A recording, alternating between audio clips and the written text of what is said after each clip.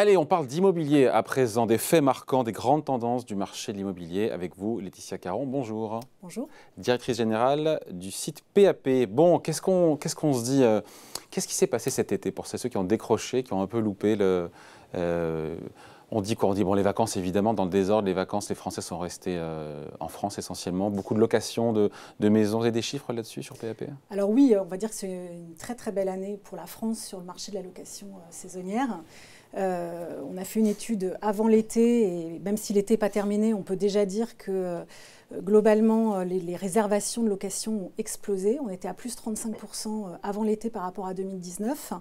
Les maisons ont été particulièrement recherchées puisqu'on était à proche du littoral, j'imagine aussi. Alors proche du littoral, évidemment, on va dire que c'est toujours l'aspiration première. À la campagne aussi, ce qui a été assez marqué cette année, c'est que beaucoup de personnes, beaucoup de familles ont voulu partir nombreux, se retrouver, parce qu'après des mois d'enfermement, les gens avaient envie de se retrouver, de partir entre amis. Donc ça a donné lieu à des réservations de maisons plus grandes. Aussi à la campagne, alors campagne type Vaucluse, Dordogne, etc. Enfin, ça a été beaucoup de régions qui ont été très plébiscitées parce qu'on peut louer des maisons plus grandes pour un budget parfois moins cher qu'au bord de la mer. Ouais. Donc les vacances en France, ça c'est évidemment un truc en cette rentrée, enfin en bilan de l'été. Sur les résidences secondaires, qu'est-ce que vous avez vu, encore une fois, sur PAP, dans les demandes, dans les recherches, dans les transactions puisque... Alors la résidence secondaire, on va dire que c'est aussi... Je me demande toujours si c'est toujours quelque chose, une aspiration, là encore une fois, si c'est pas un vœu pieux mais un doux rêve. Ou est-ce que vraiment ça s'est matérialisé? Alors, c'est une aspiration, évidemment. On est même les champions, je dirais, d'Europe du projet de résidence secondaire. Après, c'est au-delà d'un vœu pieux, il y a pas mal de passages à l'acte, et notamment parce que le télétravail commence à aussi avoir des effets sur l'achat de résidence secondaire. Beaucoup de Français aujourd'hui vont pouvoir en partie télétravailler, parfois une journée, 2 journées. Et ce qu'on observe beaucoup, c'est qu'aujourd'hui, une grande partie des gens qui achètent une résidence secondaire, plus de 30%, envisagent même d'y passer plus que des vacances ou des week-ends. Mais pourtant, je dis ça, mais pourtant, aujourd'hui, la ministre du Travail, Elisabeth Borne, a dit, je crois que c'est chez Bourdin, sur RMC, que ça serait aux entreprises maintenant d'avoir la main sur le télétravail, il n'y aurait plus d'obligation de jour minimum. Il y a en effet plus d'obligations liées, on va dire, au contexte sanitaire. Mais ce qu'on peut dire, c'est que dans beaucoup d'entreprises, je pense qu'il y a un avant-après. Il y a un pli qui est pris. Oui, et puis... Chez PAP aussi, d'ailleurs? Bien sûr, on vient de mettre en place une charte de télétravail et nos salariés, selon les métiers, selon les équipes, auront entre 1 et 2 jours de télétravail par semaine. Voilà. Donc ça veut dire aussi que ça peut réduire des transports, ça c'est l'objectif premier, mais que ça peut permettre à des gens de passer plus de temps dans une résidence secondaire et de télétravailler depuis leur résidence secondaire. Vous n'avez pas de chiffres là-dessus, vous, sur ce que vous avez vu, encore une fois, en termes de transactions sur les résidences secondaires? Alors c'est un peu tôt pour le volume de transactions, on a des chiffres sur les études qu'on a faites, et aujourd'hui ce que nous disent les Français, c'est que... Il y a ce qu'ils disent et il y a ce qu'ils font, mais qu'est-ce qu'ils disent alors? Alors il y a ce qu'ils disent et il y a ce qu'ils font, mais vous voyez, il y a un an, il y avait l'aspiration à... je dirais, s'éloigner des centres-villes, acheter plus grand, etc. Et puis il y a un an, on se disait, mais finalement, est-ce que ça va parce qu'à mesure à mesure que les confinements s'éloignent, est-ce que voilà, en tout cas, ce qu'on observe, le passage à l'acte va toujours ce qu'on observe, c'est qu'on a eu une année record en termes de transactions.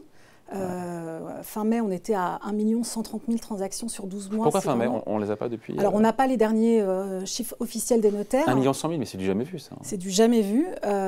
Et donc, vous voyez, il y a un an, on se disait, est-ce que finalement, les aspirations des Français vont donner lieu à des passages à l'acte? Dans les faits, on l'observe aujourd'hui. Sur la RP, sur la résidence principale, Laetitia Caron, c'est intéressant parce qu'on a tous dit effectivement qu'on voulait avoir des appartements ou des maisons, enfin en tout cas des appartements plus grands, avoir un petit bout vers l'extérieur, une terrasse ou un jardin. Est-ce que c'est cet espace, ce cadre de vie, c'est plus que jamais, vous le voyez encore une fois au travers des requêtes sur votre site, dans le projet immobilier des Français? Clairement, ce qu'on observe, c'est que les requêtes, les recherches ont beaucoup augmenté. Les gens s'éloignent plus des centres-villes. Ce qu'ils recherchent, c'est... Vous le voyez, ça, encore une fois, je vous fais confiance. On le voit sur nos requêtes, clairement. On le voit aussi factuellement, concrètement, sur les passages à l'action, avec des achats qui se sont concrétisés, notamment sur les villes moyennes, avec beaucoup de gens qui se sont éloignés des centres-villes, qui recherchent... Alors, éloigné quoi? C'est-à-dire s'éloigner, c'est quoi? C'est en kilomètres ou c'est en temps? Alors, C'est un peu les deux, c'est un peu les deux. Oui, c'est un peu les deux. C'est vrai que les villes qui sont bien reliées par les transports, qui sont facilement accessibles des centres-villes, sont peut-être plus plébiscitées que les autres. Mais clairement, ce qu'on observe, c'est que les gens sont prêts à aller plus loin, donc à un peu, je dirais, faire un compromis sur l'adresse, mais pour avoir plus d'espace, pour avoir un extérieur. À la fois, alors ça peut être un appartement avec plus d'espace, plus, enfin une terrasse, un balcon, et puis les maisons. Il faut s'éloigner parce qu'au prix mètre carré, voilà, c'est le seul moyen d'avoir un peu plus de place. Hein, exactement.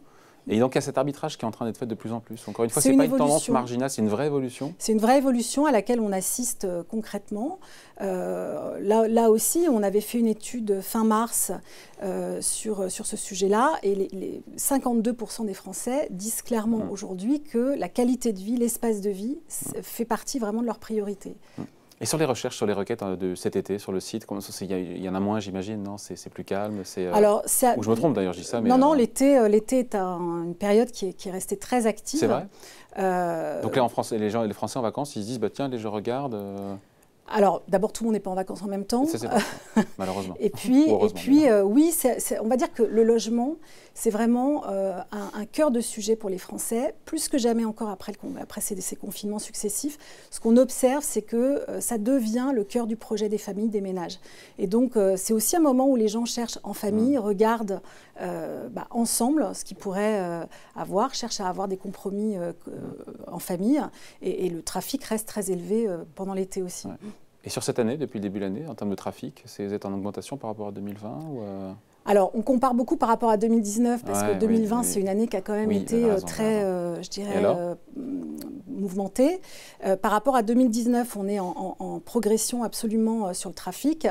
Globalement, aujourd'hui, on est à peu près à 8,5 millions de visites par mois sur PAP. On était à 7 millions en 2019.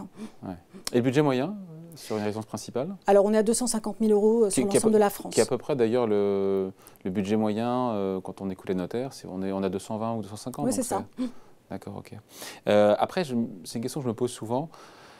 C'est vrai que c'est moins cher quand on passe par PAP, évidemment. Après, il y a des gens qui vont se dire, ouais, mais je vais me retrouver un petit peu seul, je ne serai pas accompagné. Ça rassure d'avoir un agent immobilier, ça a un coût, mais c'est la contrepartie. Qu'est-ce que vous répondez à ça? Alors déjà, chez PAP, on fait bien plus que de la simple annonce. On va dire que notre objectif et notre mission, c'est de permettre aux particuliers, quel que soit leur niveau, de gérer leurs transactions. Donc on a une palette de services qui vont évidemment de la diffusion d'annonces, qui est l'aspect le plus connu de PAP, mais aussi un ensemble de services qu'on a complétés au fil des années. Donc par exemple, aujourd'hui, on est parfaitement opérationnel sur l'estimation. On a un ensemble de services qui permettent C'est-à-dire, quand vous faites pour l'estimation?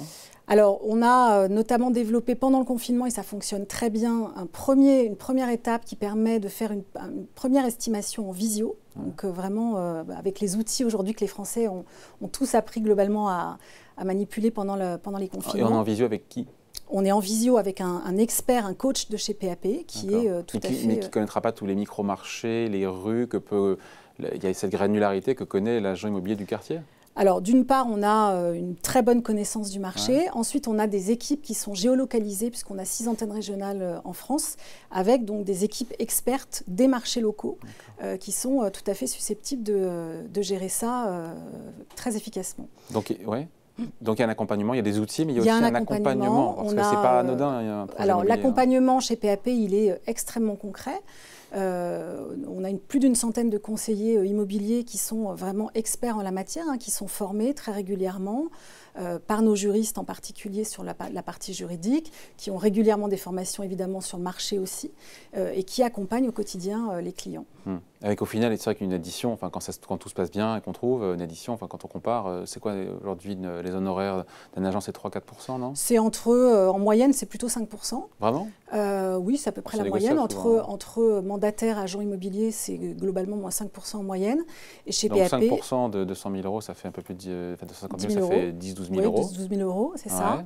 Et chez PAP, avec l'offre la plus complète, on a sorti une offre de coaching donc, qui permet vraiment aux particuliers qui seraient novices ou qui n'ont pas le temps ou qui sont un petit peu inquiets de la façon dont ça peut se passer, d'avoir l'ensemble de. Et si on prend toutes les prestations pour être bien accompagné? 690 euros. Toutes les prestations avec l'annonce, tout? Annonce, estimation, visite virtuelle, filtrage des contacts. 700 balles versus 12 000? C'est ça. Bon. Bon, très bien. Bon, c'est bon pour et quels sont sinon, on finit là-dessus, les outils innovants, vous parlez d'innovation, Laetitia Caron, les outils innovants qu'on a chez vous, qu'on n'a pas par ailleurs, parce que tout le monde a développé évidemment depuis un an des outils innovants en digital. Qu'est-ce qu'il y a chez vous qu'on n'a pas ailleurs? Alors, je dirais qu'il y a un point central qui est chez nous, qu'il n'y a pas ailleurs, c'est la sécurité. Je m'explique, le digital, on a évidemment un ensemble d'outils comme un certain nombre d'autres acteurs. J'ai parlé de visite virtuelle, j'ai parlé de visio, etc. La sécurité, et notamment, alors là je vais plus penser à la location vacances, mais même en vente, le digital aujourd'hui ne permet pas de garantir, enfin, il ne permet pas de sécuriser. Il y a beaucoup d'arnaques sur le web. Sur les locations sur les locations vacances, beaucoup.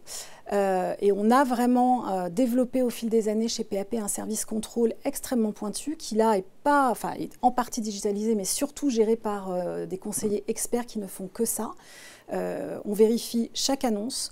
On vérifie la propriété de ces biens et ça, c'est vraiment un point unique. Vous êtes juste tiers de confiance ou vous êtes réassureur sur un truc comme ça? C'est un problème. Alors, on est tiers de confiance, c'est-à-dire qu'on va garantir et aux vendeurs, aux propriétaires et aux utilisateurs que le contrôle qu'on fait sur le site permet d'avoir des annonces fiables, sécurisées et sans arnaque à la sortie. Et sur la vente, la sécurité, il y a plus de sécurité Vous savez, sur la vente, c'est le notaire qui va sécuriser. Au final, c'est d'ailleurs le notaire qui, en général, fait la signature dès le compromis. Bon, voilà, merci d'avoir été avec nous. Laetitia Caron, donc, directrice générale de PAP pour ce point, donc, en cette rentrée sur le marché immobilier. Merci. Merci à vous. Au revoir. Au revoir.